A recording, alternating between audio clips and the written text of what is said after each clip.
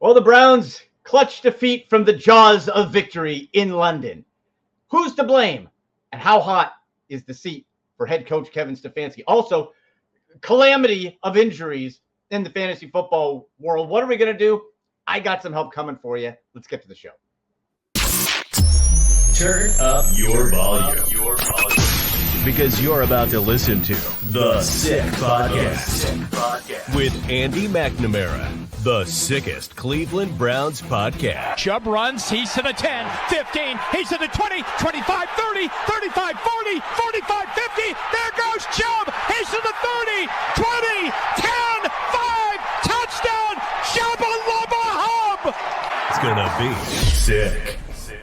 Welcome, everyone. Well, that call from the great Jim Donovan.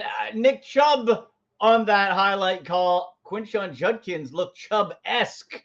Wasn't enough, though. This guy's going to be a damn good player. What wasn't good was, of course, the result for the Browns in London. Make sure you're clicking subscribe, notifications on for the show. Give us a follow on X at SickPodBrowns, at AndyMC81, Instagram, and TikTok at AndyMC Sports. We have instant reaction from every single game, and you can find full shows there as well. Let's bring him in. He is walking to the ESPN Cleveland studios as we speak in the flats in God's country, Cleveland, Ohio. ESPN senior college football writer. It is Jake Trotter joining us.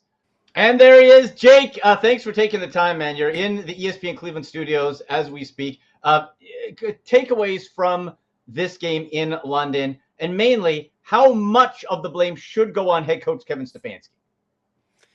Well, it was what I call a competent loss. Like, there wasn't anything disastrous that happened. You know, special teams didn't fall apart. The offense wasn't completely anemic like it's been at times. And the defense played pretty well throughout much of the game. It just came down to the final 3 minutes. And I thought there was some inconsistency in the strategy from the head coach. They ran the ball twice, then they threw it. It was like, are they trying to run clock? Are they trying to get the first down? It's like they couldn't decide. And then at the end of the game, they couldn't decide whether they wanted to keep time on the clock or try to put pressure on Minnesota by letting the clock run down. So I thought those two inconsistencies hurt. The Browns don't have a guy like Justin Jefferson. That makes a huge difference. Right. They're just so limited offensively, even with better quarterback play.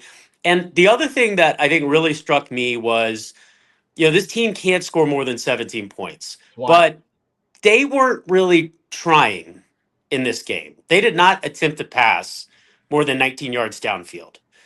Wow. So if you're not throwing the ball downfield at all, and they didn't really throw many passes between 10 and 19. They had like, you know, a handful of intermediate throws. Everything else was short or behind the line of scrimmage.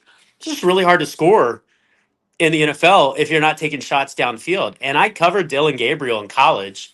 Whether it was Oklahoma or Oregon, he can bomb away. Ohio State fans will remember last October when, you know, he torched the Ohio State secondary for like 4, 5, 6 long throws downfield, throws on the money. So, listen, I understand wanting to put the game in the hands of the defense because the defense has been so good. But if you're not going to be able to score more than 17 points like ever, you're probably going to lose more times than not. And I mean, when was the last time the Browns scored more than 17 points? I think it was, what was it, the Jameis Winston Denver game? Yes, I think you're right, Jake. Like, this is, I mean, that was forever ago. Yes, it's crazy. It's like almost a calendar year.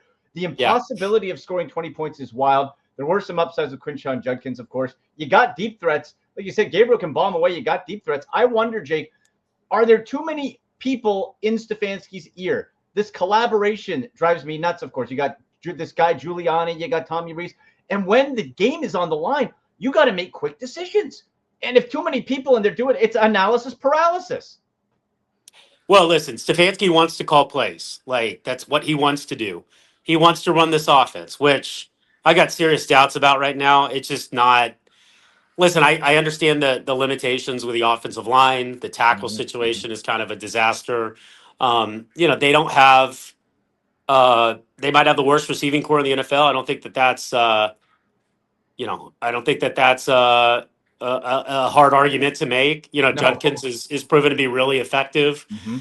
I think it's going to be a really good back for them. But at the same time, like, this is the offense you want to run. This is the offense that they've gone back to, and it just doesn't feel like it has any kind of threat right No. now. So that falls on the head coach. And I know for a fact, like Kevin Stefanski wanted Joe Flacco to be the starting quarterback. Like that was his call. I don't think the front office was as enamored with that.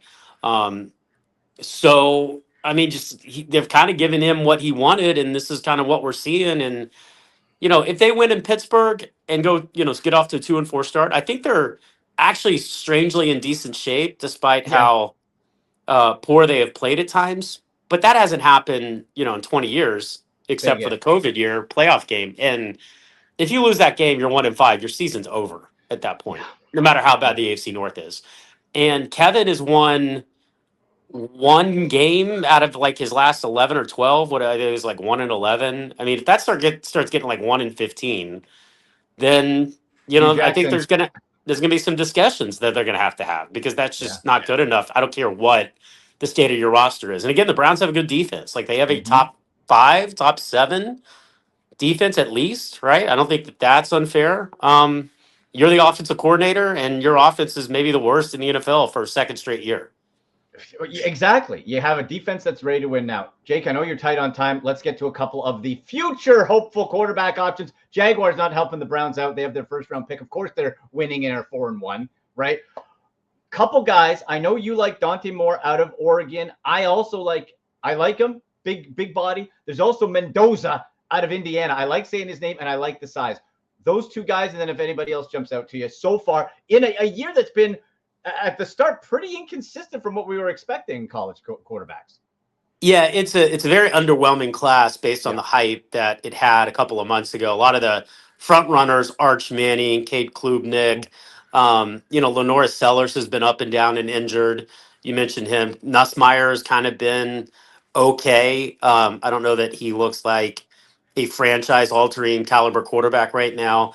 So you kind of go down to the guys that have risen this year, and you're looking at Dante Moore, Fernando Mendoza. You talk to people around the NFL. Mendoza, they really like his ability to deliver throws. Yeah. He's got good size. He's good leader. Very talented. I think he's maybe not a completely polished product yet, but I think an intriguing prospect, certainly on the table to be the number one quarterback. Dante Moore, I was in State College last week. I was really impressed with the poise he showed, and went through progressions in that environment. Like he didn't ever panic. And even after Penn State made that furious rally in the fourth quarter, then scored the opening touchdown to overtime, it just kind of felt like all the momentum was with Penn State. He just stepped back on the field and made plays. So really impressed with him. But again, like he hasn't played a ton of football yet. So he's going to have other tests ahead. Yeah, right now, like if you're the Browns, I don't know that it's a lock. You're taking a quarterback because the way the class has looked, and you need a left tackle. You need a number one wideout. You need a lot of things right now, other You need a right than tackle too. you need like an entire new offensive line. And Yeah. I think just given all that, you're looking at the potential to maybe use those 2 picks on other positions. And maybe 2027 you come back at quarterback. So it's Jake, no. I know, guys. And also, too, what if you have the 4th pick, and then the guy you want is not there? Do you force the issue at quarterback again?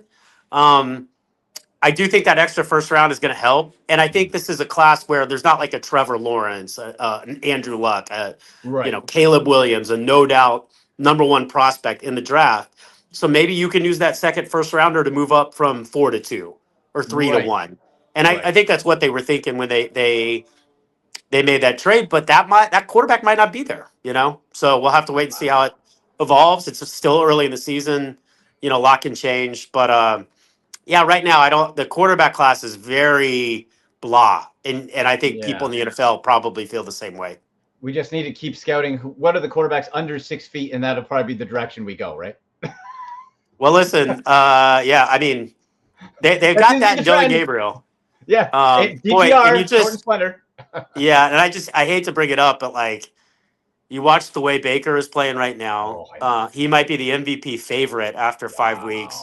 And then you think about all the first round picks they had to give up in the Watson trade, and it's just like every week that trade just becomes a bigger and bigger drag on this franchise because you're just starting to feel the lack of young talent at key positions. Yeah.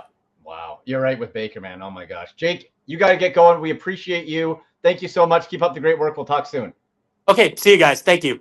All right. There he goes, Jake Trotter. Find his great work, ESPN Cleveland, ESPN.com, senior college football writer. Also does the Browns post-game shows with Chris Oldak on ESPN Cleveland and the landondemand.com. You get him on social at Jake Trotter.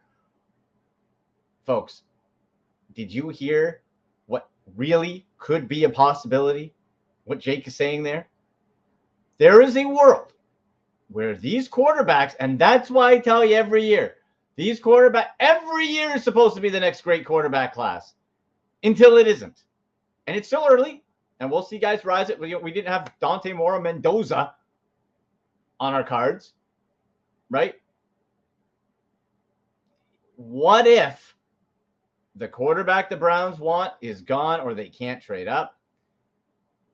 Jake's saying there's a world where they do not take a starting franchise level quarterback in the first round. I wonder what is worse as I try to scream internally here. Is it forcing the issue, just saying, we got to take a quarterback. We got to take a quarterback. Jimmy Haslam wants a quarterback. Andrew Berry got to take a quarterback. Is that worse to take a guy who might bust?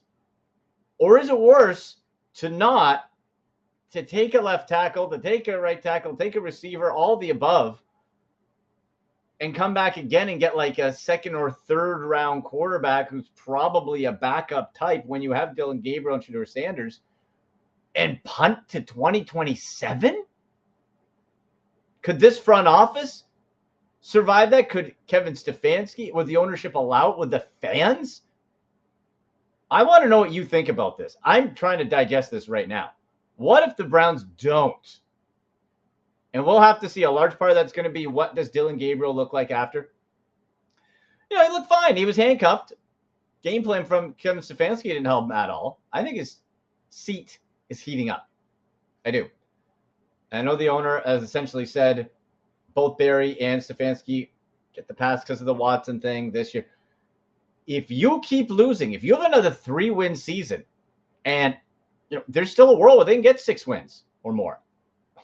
Isn't it sad as Browns fans might be excited over 6 wins? First of all, disgusting. But what if he doesn't? Do you want this Kevin Stefanski offense, which all of a sudden looks out of date, looks slow, getting out coached? I don't care, 2-time coach of the year. You got 1 playoff win, 6 years. And you're not going to the playoffs this year. So is that all his fault? No. But the play call, the poor game management is. Let me know which college quarterback you want the Browns to take as it stands right now. There's Carson Beck. Look, I saw enough out of him in Georgia. I don't care what he does now. I do not want Carson Beck. I do not think he is a franchise quarterback, backup at best. I like Mendoza. I like Moore. Dante Moore. Now, you think Oregon, you think kind of Dylan Gabriel type quarterbacks, right? Zippy guys, West Coast. Dante Moore's an Ohio guy. And he's big. And as Jake said, in that Penn State game, poised, led comeback. What do you want? Guys who are poised, the moment isn't too big for them. That's a nationally televised game. Come back, get the win. Mendoza's been balling out in Indiana. Now, all these guys are going to have questions. Maybe neither would be ready to start right away. But do they have the tools? Are they close? And really, when is somebody ready, right? Justin Herbert, he wasn't, quote, unquote, ready with the Chargers until a doctor stuck a needle through the chest of poor Tyrod Taylor. He played pretty good, right? Josh Allen, raw as hell. Rawest QB out of that 2018 class, bring him along. You have to have the right coaching mentality and the right front office to build around them. Boy, that was a sobering thought that the Browns could not. Jake isn't wrong at all, though. Guys, you need a left tackle. You don't get your starting left tackles in the 5th round. They tried out DeJuan Jones, can't stay healthy. You need a left tackle. You need a right tackle. Maybe DeJuan Jones can come back. Maybe not. Healthy? Maybe not. Is Joe Bitonio retiring? Might need a guard. Can you handle Wyatt Teller's salary cap hit? Might need another guard. Postage gone. Probably going to go with Luke Whippler. I'm fine with that. You might literally need an entire new offensive line except for the center. Where's that coming from? Oh, and by the way, as Jake pointed out, you are still feeling the effects of the Deshaun Watson trade. You can't afford anybody. And Baker Mayfield, the guy, the Funko Pop guy, I got the little piece of the football, his rookie record setting, all the Baker stuff, is looking like an MVP candidate. What a bunch of clowns. And people say, oh, he had to mature, had to go somewhere else. Maybe. Or, here's an idea. Don't skewer your own guy because you didn't draft him, analytic bastards. John Dorsey's guy. And Dorsey had his own hand in it, right? Odell, all that. I maintain if you had sat Baker down after that shoulder injury, had him heal up, in the mindset of he's your guy, you could have kept going. Look at Baker Mayfield now. How does Jimmy Haslam? You must feel like a complete ass. Just showing up, balling out, leading comebacks, and looking like one of the best quarterbacks in the National Football League. Meanwhile, you have a 5'9" Hawaiian guy who you're not letting throw the ball downfield. 40-year-old Joe Flacco, and a head coach whose play calling is stale and playing not to lose instead of playing to win. That's where we're at. Oh, man. What a sobering thought. You might not take a quarterback. And you know what? In the end, maybe that's not the worst thing because look at the quarterbacks Andrew Berry has drafted. Dylan Gabriel, career back, at best a Colt McCoy type. Right? At best, a serviceable backup. That's what we used a third-round pick on instead of a third-round pick where you could have got the Notre Dame safety, starting safety for you could be starting right now. You took a backup. So what do you have? Who are you drafting? The other quarterback you drafted, Dorian Thompson-Robinson, I don't even know if he's in the league. Slender, small, frail. So who are we drafting? Can I get a big dude who can run through people and throw? Mendoza and Moore match that.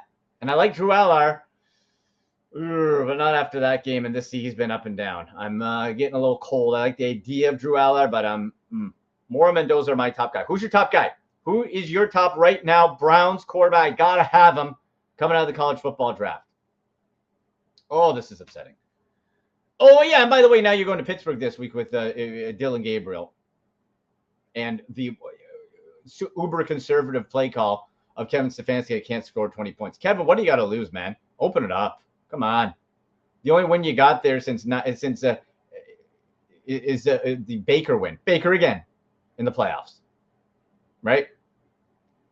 Season is not lost, but you got to pull a miracle out of your butt. And you might want to stand up if you want to do it instead of sit down and crunching all these numbers, people in their heads.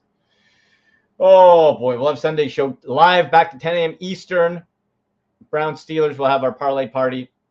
Waiver wire. Ask Andy starts it. You want your waiver wire or fantasy football questions answered? Get them in, baby. Come on. Hashtag Ask Andy on X at SickPodBrowns at AndyMC81 on Instagram at AndyMCSports. But I mentioned too off the top, folks, the fantasy football injuries. Oh, disaster. We're going to have to go under the wire for this. Let's go.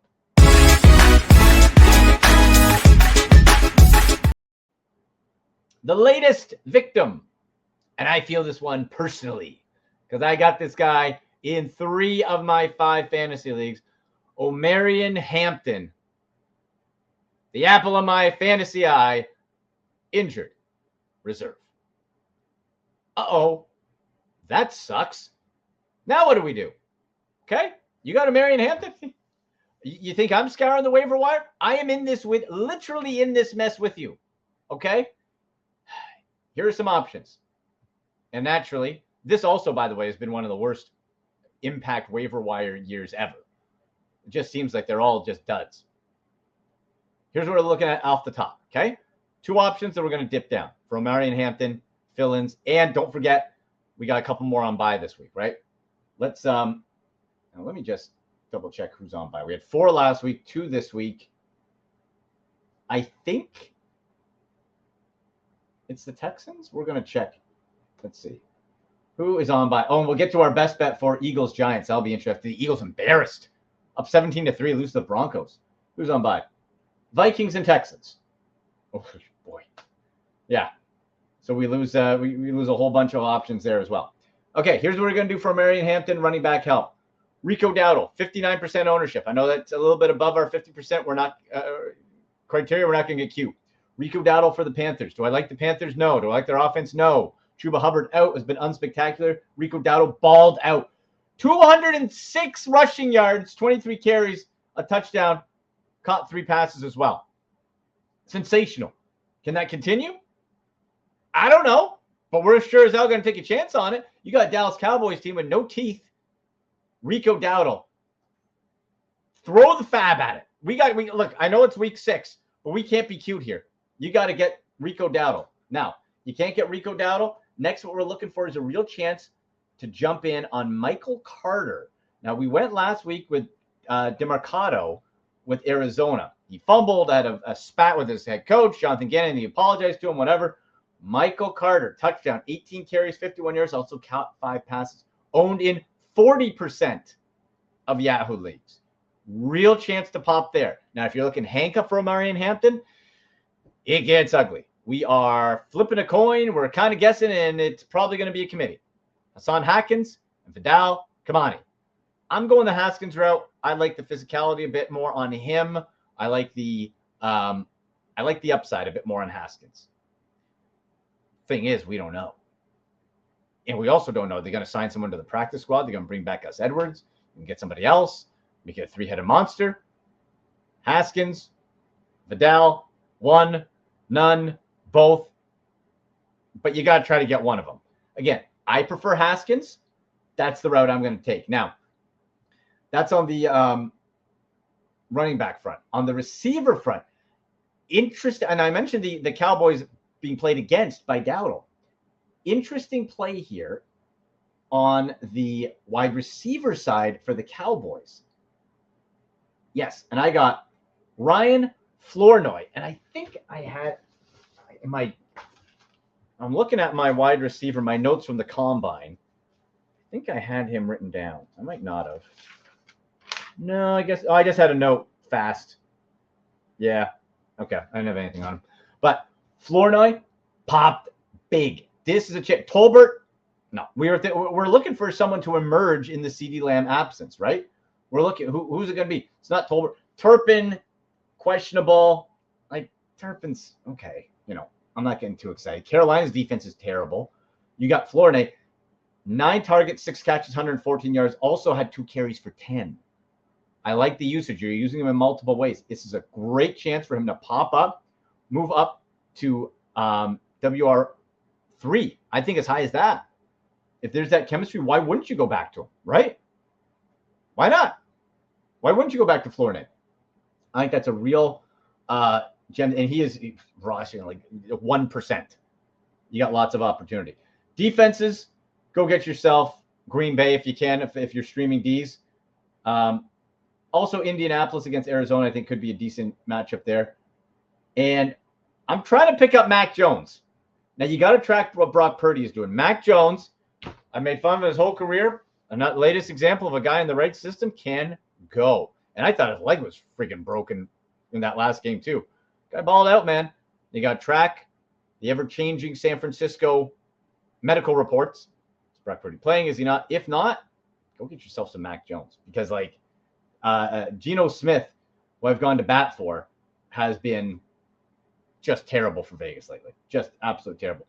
We don't want Jake Browning. Okay, he's toast. Now you were able to get a real nice day out of Jamar Chase. Now I say he's toast. Okay, this is what I was talking about with the great Jake Browning experience. The first couple of weeks, terrible.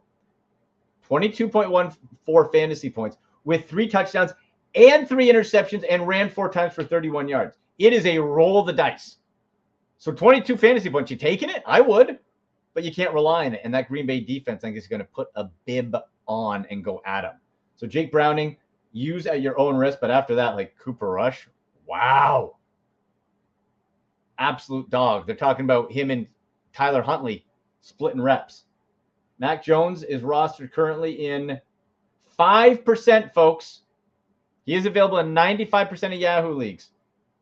You can't argue with those results. 22.1, 342, 2 touchdowns. I'm going to try to get some Mac Jones shares here.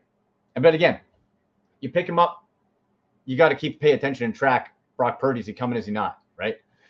Boy, it is rough. But you got any questions? Fantasy football, trades, whatever, hit me up on X at SickPodBrowns, at AndyMC81, Instagram at AndyMCSports, and TikTok as well at AndyMCSports. Get the Insta game reactions.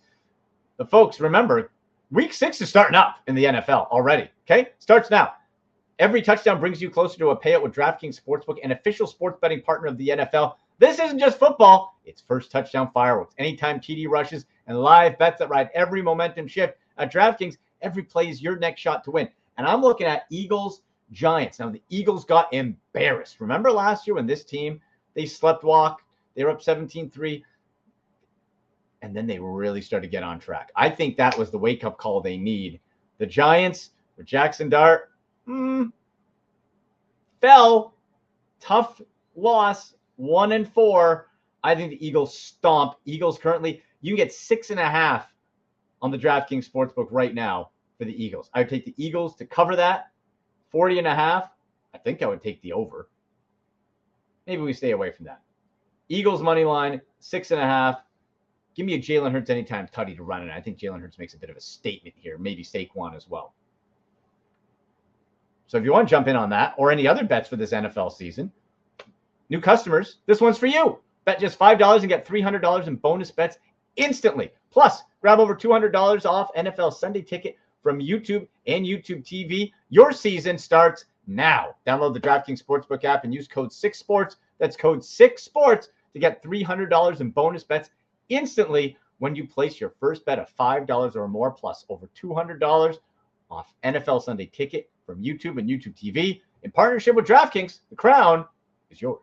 Gambling problem? Call 1-800-GAMBLER. In New York, call 877-8-HOPE-NY or text HOPE-NY 467-369. In Connecticut, help is available for problem gambling. Call 888-789-7777 or visit ccpg.org. Please play responsibly. On behalf of Boot Hill Casino and Resort in Kansas, fees may apply in Illinois. 21 and over. Age and eligibility varies by jurisdiction. Void in Ontario. Bonus bets expire 7 days after issuance. See sportsbook.draftkings.com/promos. NFL Sunday Ticket offer for new subscribers only and auto renews until canceled. Digital games and commercial use excluded. Restrictions apply. Additional NFL Sunday Ticket terms at youtube.com/go/NFL Sunday Ticket/terms. Limited time offer.